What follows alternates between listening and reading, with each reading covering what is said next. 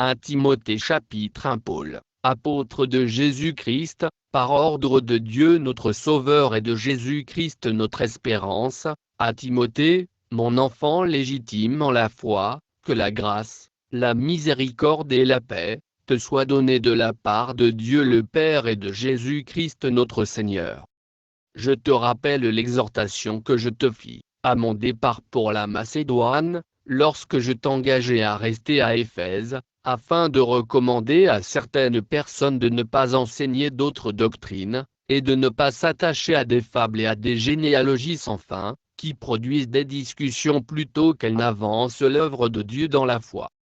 Le but du commandement, c'est une charité venant d'un cœur pur, d'une bonne conscience, et d'une foi sincère. Quelques-uns, s'étant détournés de ces choses, se sont égarés dans de vains discours. Ils veulent être docteurs de la loi, et ils ne comprennent ni ce qu'ils disent, ni ce qu'ils affirment. Nous n'ignorons pas que la loi est bonne, pourvu qu'on en fasse un usage légitime, sachant bien que la loi n'est pas faite pour le juste, mais pour les méchants et les rebelles, les impies et les pécheurs, les irréligieux et les profanes, les parricides, les meurtriers, les impudiques, les infâmes, les voleurs d'hommes, les menteurs, les parjures, et tout ce qui est contraire à la saine doctrine, moins conformément à l'évangile de la gloire du Dieu bienheureux, évangile qui m'a été confié. Je rends grâce à celui qui m'a fortifié, à Jésus-Christ notre Seigneur, de ce qu'il m'a jugé fidèle, en m'établissant dans le ministère, moi qui étais auparavant un blasphémateur, un persécuteur, un homme violent. Mais j'ai obtenu miséricorde, parce que j'agissais par ignorance, dans l'incrédulité, et la grâce de notre Seigneur a surabondé, avec la foi et la charité qui est en Jésus-Christ. C'est une parole certaine et entièrement digne d'être reçue, que Jésus-Christ est venu dans le monde pour sauver les pécheurs, dont je suis le premier. Mais j'ai obtenu miséricorde, afin que Jésus-Christ fît voir en moi le premier toute sa longanimité, pour que je servisse d'exemple à ceux qui croiraient en lui pour la vie éternelle. Ô Roi des siècles, immortel, invisible, seul Dieu, soit honneur et gloire, au siècle des siècles. Amen. Le commandement que je t'adresse, Timothée, mon enfant, selon les prophéties faites précédemment à ton sujet, c'est que, d'après elles, tu combattes le bon combat, en gardant la foi et une bonne conscience. Cette conscience, quelques-uns l'ont perdue, et ils ont fait naufrage par rapport à la foi. De ce nombre sont Hyménée et Alexandre, que j'ai livrés à Satan, afin qu'ils apprennent à ne pas blasphémer. Chapitre 2 J'exhorte donc, avant toute chose, à faire des prières, des supplications, des requêtes, des actions de grâce, pour tous les hommes, pour les rois et pour tous ceux qui sont élevés en dignité, afin que nous menions une vie paisible et tranquille, en toute piété et honnêteté. Cela est bon et agréable devant Dieu notre Sauveur, qui veut que tous les hommes soient sauvés et parviennent à la connaissance de la vérité. Car il y a un seul Dieu, et aussi un seul médiateur entre Dieu et les hommes, Jésus-Christ homme, qui s'est donné lui-même en rançon pour tous. C'est là le témoignage rendu en son propre temps, et pour lequel j'ai été établi prédicateur et apôtre, je dis la vérité, je ne mens pas, chargé d'instruire les païens dans la foi et la vérité. Je veux donc que les hommes prient en tout lieu, en élevant des mains pures, sans colère ni mauvaise pensée. Je veux aussi que les femmes, vêtues d'une manière décente, avec pudeur et modestie, ne se parent ni de tresses, ni d'or, ni de perles, ni d'habits somptueux, mais qu'elles se parent de bonnes œuvres, comme il convient à des femmes qui font profession de servir Dieu.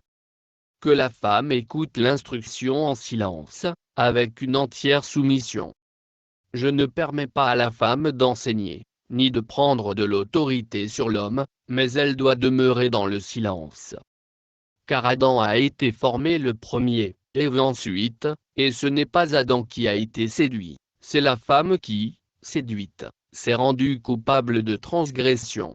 Elle sera néanmoins sauvée en devenant mère, si elles persévèrent avec modestie dans la foi, dans la charité, et dans la sainteté. Chapitre 3. Cette parole est certaine, si quelqu'un aspire à la charge d'évêque, il désire une œuvre excellente. Il faut donc que l'évêque soit irréprochable, mari d'une seule femme, sobre, modéré, réglé dans sa conduite, hospitalier, propre à l'enseignement. Il faut qu'il ne soit ni adonné au vin, ni violent, mais indulgent, pacifique, désintéressé. Il faut qu'il dirige bien sa propre maison, et qu'il tienne ses enfants dans la soumission et dans une parfaite honnêteté, car si quelqu'un ne sait pas diriger sa propre maison, comment prendra-t-il soin de l'Église de Dieu? Il ne faut pas qu'il soit un nouveau converti, de peur qu'enflé d'orgueil il ne tombe sous le jugement du diable. Il faut aussi qu'il reçoive un bon témoignage de ceux du dehors, afin de ne pas tomber dans l'opprobre et dans les pièges du diable. Les diacres aussi doivent être honnêtes, éloignés de la duplicité, des excès du vin, d'un gain sordide, conservant le mystère de la foi dans une conscience pure. Qu'on les éprouve d'abord, et qu'ils exercent ensuite leur ministère, s'ils sont sans reproche. Les femmes, de même, doivent être honnêtes, non médisantes, sobres, fidèles en toutes choses. Les diacres doivent être maris d'une seule femme, et diriger bien leurs enfants et leur propre maison, car ceux qui remplissent convenablement leur ministère s'acquièrent un rang honorable, et une grande assurance dans la foi en Jésus-Christ. Je t'écris ces choses, avec l'espérance d'aller bientôt vers toi, mais afin que tu saches, si je tarde, comment il faut se conduire dans la maison de Dieu, qui est l'Église du Dieu vivant, la colonne et l'appui de la vérité. Et, sans contredit, le mystère de la piété est grand, celui qui a été manifesté en chair, justifié par l'Esprit, vu des anges, prêché aux gentils, cru dans le monde, élevé dans la gloire. Chapitre 4. Mais l'Esprit dit expressément que, dans les derniers temps, quelques-uns abandonneront la foi, pour s'attacher à des esprits séducteurs et à des doctrines de démons, par l'hypocrisie de faux docteurs portant la marque de la flétrissure dans leur propre conscience, prescrivant de ne pas se marier, et de s'abstenir d'aliments que Dieu a créés pour qu'ils soient pris avec action de grâce par ceux qui sont fidèles et qui ont connu la vérité. Car tout ce que Dieu a créé est bon, et rien ne doit être rejeté, pourvu qu'on le prenne avec action de grâce, parce que tout est sanctifié par la parole de Dieu et par la prière. En exposant ces choses aux frères, tu seras un bon ministre de Jésus-Christ, nourri des paroles de la foi et de la bonne doctrine que tu as exactement suivies. Repousse les contes profanes et absurdes. Exerce-toi à la piété, car l'exercice corporel est utile à peu de choses, tandis que la piété est utile à tout, ayant la promesse de la vie présente et de celle qui est à venir. C'est là une parole certaine et entièrement digne d'être reçue. Nous travaillons, en effet, et nous combattons, parce que nous mettons notre espérance dans le Dieu vivant, qui est le Sauveur de tous les hommes, principalement des croyants. Déclare ces choses, et enseigne-les. Que personne ne méprise ta jeunesse, mais sois un modèle pour les fidèles, en parole, en conduite, en charité, en foi, en pureté. Jusqu'à ce que je vienne, applique-toi à la lecture, à l'exhortation, à l'enseignement. Ne néglige pas le don qui est en toi, et qui t'a été donné par prophétie avec l'imposition des mains de l'assemblée des anciens. Occupe-toi de ces choses, donne-toi tout entier à elles, afin que tes progrès soient évidents pour tous. Veille sur toi-même et sur ton enseignement, persévère dans ces choses, car, en agissant ainsi, tu te sauveras toi-même, et tu sauveras ceux qui t'écoutent. Chapitre 5. Ne réprimande pas rudement le vieillard, mais exhorte-le comme un père, exhorte les jeunes gens comme des frères, les femmes âgées comme des mères, celles qui sont jeunes comme des sœurs, en toute pureté. Honore les veuves qui sont véritablement veuves. Si une veuve a des enfants ou des petits-enfants, qu'ils apprennent avant tout à exercer la piété envers leur propre famille, et à rendre à leurs parents ce qu'ils ont reçu d'eux, car cela est agréable à Dieu. Celle qui est véritablement veuve, et qui est demeurée dans l'isolement, met son espérance en Dieu et persévère nuit et jour dans les supplications et les prières. Mais celle qui vit dans les plaisirs est morte, quoique vivante. Déclare-leur ces choses, afin qu'elles soient irréprochables. Si quelqu'un n'a pas soin des siens, et principalement de ceux de sa famille, il a renié la foi, et il est pire qu'un infidèle. Qu'une veuve, pour être inscrite sur le rôle, n'ait pas moins de 60 ans, qu'elle ait été femme d'un seul mari, qu'elle soit recommandable par de bonnes œuvres, ayant élevé des enfants, exercé l'hospitalité, lavé les pieds des saints, secouru les malheureux, pratiquait toute espèce de bonne œuvre. Mais refuse les jeunes veuves, car, lorsque la volupté les détache du Christ, elles veulent se marier, et se rendent coupables en ce qu'elles violent leur premier engagement. Avec cela, étant oisives, elles apprennent à aller de maison en maison, et non seulement elles sont oisives, mais encore causeuses et intrigantes, disant ce qu'il ne faut pas dire. Je veux donc que les jeunes se marient, qu'elles aient des enfants, qu'elles dirigent leur maison, qu'elles ne donnent à l'adversaire aucune occasion de médire, car déjà quelques-unes se sont détournées pour suivre Satan. Si quelque fidèle, homme ou femme, a des veuves, qu'il les assiste, et que l'Église n'en soit point chargée, afin qu'elle puisse assister celles qui sont véritablement veuves.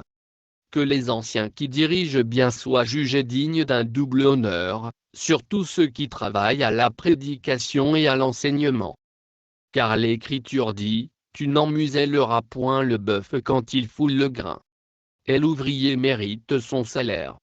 Ne reçoit point d'accusation contre un ancien, si ce n'est sur la déposition de 2 ou 3 témoins. Ceux qui pêchent, reprends-les devant tous, afin que les autres aussi éprouvent de la crainte. Je te conjure devant Dieu, devant Jésus-Christ, et devant les anges élus, d'observer ces choses sans prévention, et de ne rien faire par faveur. N'impose les mains à personne avec précipitation, et ne participe pas au péché d'autrui, toi-même, conserve-toi pur. Ne continue pas à ne boire que de l'eau, mais fais usage d'un peu de vin, à cause de ton estomac et de tes fréquentes indispositions. Les péchés de certains hommes sont manifestes, même avant qu'on les juge, tandis que chez d'autres, ils ne se découvrent que dans la suite. De même, les bonnes œuvres sont manifestes, et celles qui ne le sont pas ne peuvent rester cachées. Chapitre 6. Que tous ceux qui sont sous le joug de la servitude regardent leur maître comme digne de tout honneur, afin que le nom de Dieu et la doctrine ne soient pas blasphémés. Et que ceux qui ont des fidèles pour maître ne les méprisent pas, sous prétexte qu'ils sont frères, mais qu'ils les servent d'autant mieux que ce sont des fidèles et des bien-aimés qui s'attachent à leur faire du bien. Enseigne ces choses et recommande-les. Si quelqu'un enseigne de fausses doctrines, et ne s'attache pas aux saines paroles de notre Seigneur Jésus-Christ et à la doctrine qui est selon la piété, il est enflé d'orgueil, il ne sait rien, et il a la maladie des questions oiseuses et des disputes de mots. C'est d'où naissent l'envie, les querelles, les calomnies, les mauvais soupçons, les vaines discussions d'hommes corrompus d'entendement, privés de la vérité, et croyant que la piété est une source de gain. C'est, en effet, une grande source de gain que la piété avec le contentement, car nous n'avons rien à porter dans le monde, et il est évident que nous n'en pouvons rien emporter. Si donc nous avons la nourriture et le vêtement, cela nous suffira. Mais ceux qui veulent s'enrichir tombent dans la tentation, dans le piège, et dans beaucoup de désirs insensés et pernicieux qui plongent les hommes dans la ruine et la perdition. Car l'amour de l'argent est une racine de tous les maux, et quelques-uns, en étant possédés, se sont égarés loin de la foi, et se sont jetés eux-mêmes dans bien des tourments. Pour toi, homme de Dieu, fuis ces choses, et recherche la justice, la piété, la foi, la charité, la patience, la douceur. Combat le bon combat de la foi, saisis la vie éternelle, à laquelle tu as été appelé, et pour laquelle tu as fait une belle confession en présence d'un grand nombre de témoins. Je te recommande, devant Dieu qui donne la vie à toutes choses, et devant Jésus-Christ, qui fit une belle confession devant Ponce Pilate, de garder le commandement, et de vivre sans tâche, sans reproche, jusqu'à l'apparition de notre Seigneur Jésus-Christ, que manifestera en son temps le bienheureux et seul souverain, le Roi des rois, et le Seigneur des seigneurs, qui seul possède l'immortalité, qui habite une lumière inaccessible, que nul homme n'a vu ni ne peut voir, à qui appartiennent l'honneur et la puissance éternelle. Amen. Recommande aux riches du présent siècle de ne pas être orgueilleux, et de ne pas mettre leur espérance dans des richesses incertaines, mais de la mettre en Dieu, qui nous donne avec abondance toutes choses pour que nous en jouissions. Recommande-leur de faire du bien, d'être riches en bonnes œuvres, d'avoir de la libéralité, de la générosité, et de s'amasser ainsi pour l'avenir un trésor placé sur un fondement solide, afin de saisir la vie véritable. Ô Timothée, garde le dépôt, en évitant les discours vains et profanes, et les disputes de la fausse science dont font profession quelques-uns, qui se sont ainsi détournés de la foi. Que la grâce soit avec vous.